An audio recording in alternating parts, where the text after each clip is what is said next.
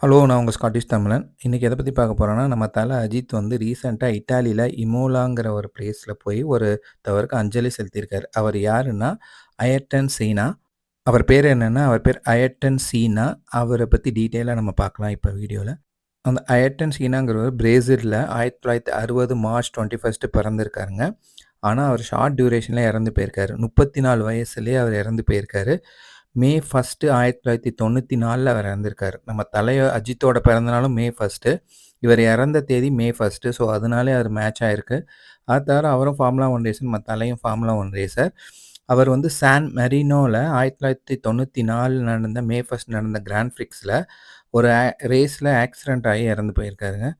1984ல formula 1 debut பண்ணி 3 times world champion ஆயிருக்காரு. 41 times grand prix champion, 65 times pole position win பண்ணியிருக்காருங்க.